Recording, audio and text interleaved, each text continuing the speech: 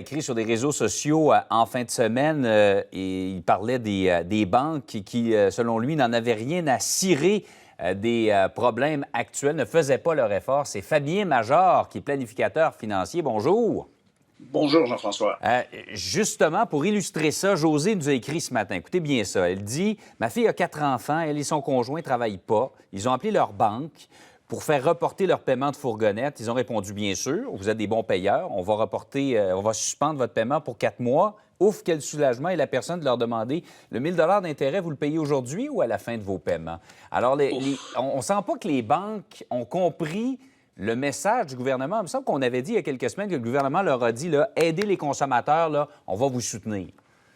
Non, il n'y a pas d'aide du tout, mais il faut comprendre que la solidité du système financier et économique canadien, c'est pas dû aux faits et gestes des administrateurs des 6 plus grandes banques. Il est résilient, efficace, la réputation est formidable en raison de nos lois et exigences canadiennes supérieures. Le système financier, là, il appartient à tous les Canadiens, pas seulement aux privilégiés. Et la Banque du Canada récemment a baissé son taux directeur 2 fois de manière extraordinaire pour l'amener à 0,25 et c'est pas pour augmenter la marge de bénéfice brut des banques et permettre à leurs principaux dirigeants de toucher un autre boni trimestriel. En maintenant les taux des cartes de crédit à 20 ou le genre d'histoire que vous venez de raconter, les banques et caisses obtiennent maintenant une marge brute indécente de 7 900 %. Et ça, c'est pas la seule entourloupette. Jean-François, ce qui me fait bondir en fin de semaine, c'est une manchette de Bloomberg.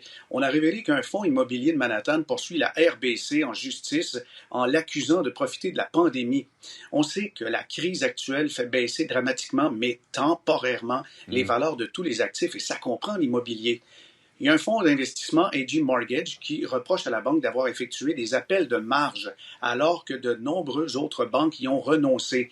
Et selon le Wall Street Journal, la RBC a prévu organiser même un encan sur 11 millions de dollars d'actifs du fonds, et elle procède ainsi avec d'autres fonds jusqu'à mettre en vente des centaines de millions de dollars de dettes immobilières saisies auprès des clients.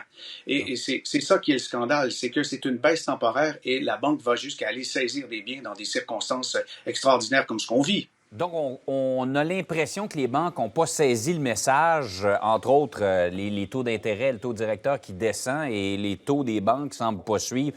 C'est pas juste une impression, là.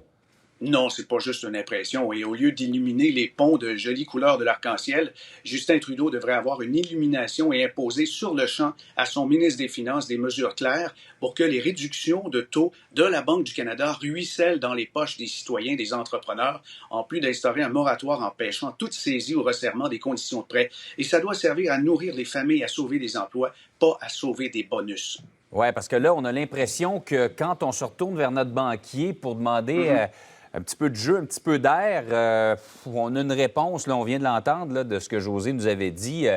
OK, on va vous aider, mais en bout de ligne, vous allez payer quand même.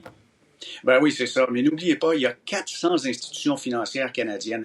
Votre argent est en sécurité dans chacune d'entre elles, pas seulement dans les 6 ou 7 plus importantes.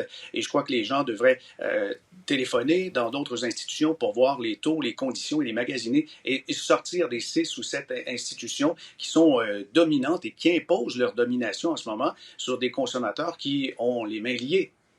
Oui, il y a du chemin à faire, en tout cas. Fabien Major, merci d'avoir été avec nous. Merci, Jean-François. Bonne journée.